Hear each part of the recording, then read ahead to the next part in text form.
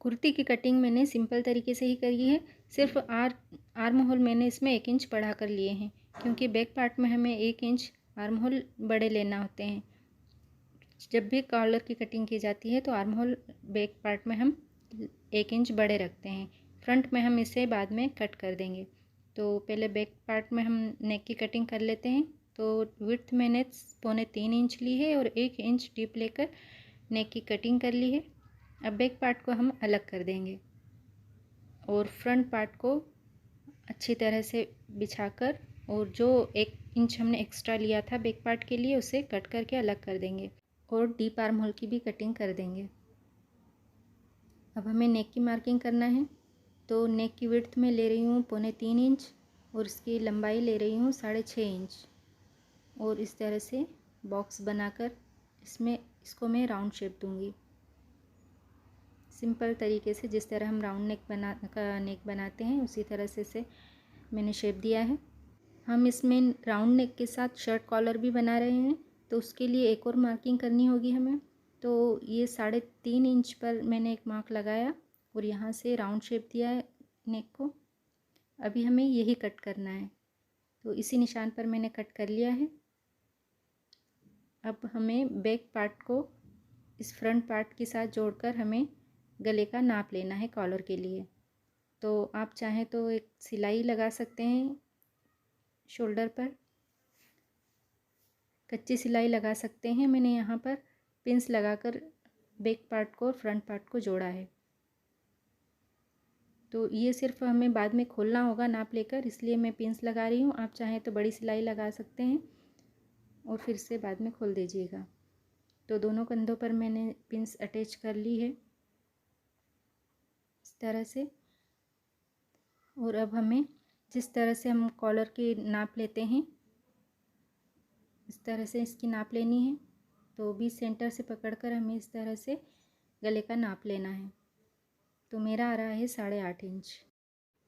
अब हमें fusing paper लेना है। तो फ्यूजिंग पेपर की लंबाई मैंने ली है 19 इंच और चौड़ाई ली है 5 इंच। तो इसे इस तरह से डबल फोल्ड करके अब हम कॉलर के निशान लगाएंगे। तो मेरा 8.5 इंच आ रहा था, तो 8.5 इंच पर मैंने एक निशान लगाया और इधर से 1 इंच ऊपर लेकर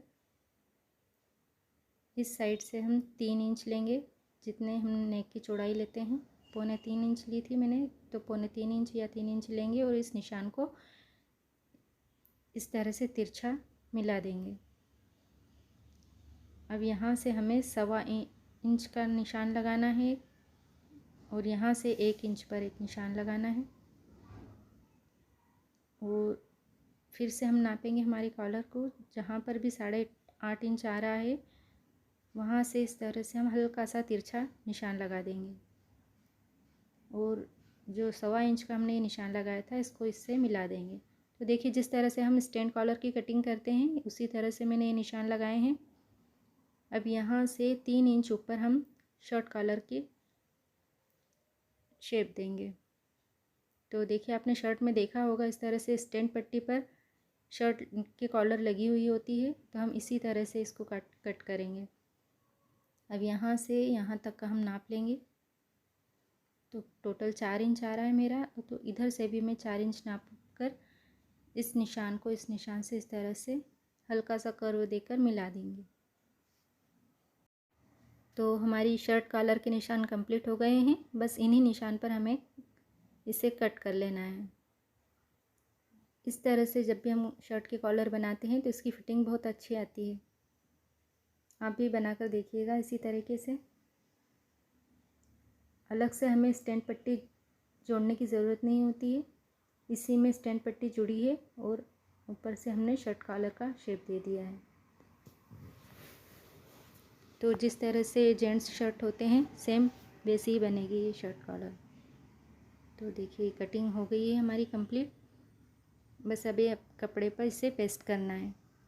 तो मैंने प्रेस से इसे पेस्ट कर लिया है कपड़े पर, और सिलाई मार्जिन छोड़कर हम बाकी एक्स्ट्रा पट्टी को कट कर लेंगे,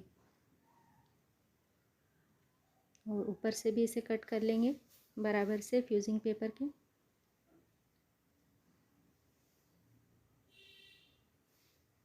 अब हमें इसको नीचे से इस तरह से जो हमने सिलाई मार्जिन के लिए छोड़ा था कपड़े को, उसको फोल्ड करके एक बारीक सिलाई लगा लेनी है, और दूसरे कपड़े पर रखकर हम इसको यहाँ से लेकर तीनों ओर से एक सिलाई लगा लेंगे। तो देखिए सिलाई लगा ली है मैंने कॉलर पर, और अब एक पैर का सिलाई मार्जिन छोड़ते हुए हमें नीचे से इसे भी कट कर लेना है।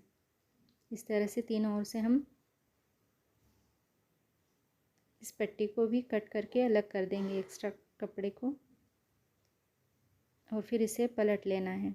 तो देखिए कॉर्नर्स को पहले मैंने कैंची की मदद से इस तरह से कट कर लिया है। ध्यान रहे कि धागा ना कटे सिलाई का। और फिर इसे पलटेंगे हम। किसी नुकीली चीज़ की मदद से हम इसके एजेस को अच्छी तरह से निकाल लेंगे। मैंने कैंची की मदद ली है, तो अच्छे से इसके कॉर्नर्स को निकाल लीजिएगा, और फिर ऊपर से एक बारीक सिलाई लगा लेना है।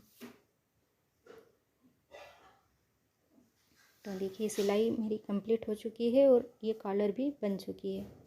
बस अब हमें इसे नेक पर अटैच करना है।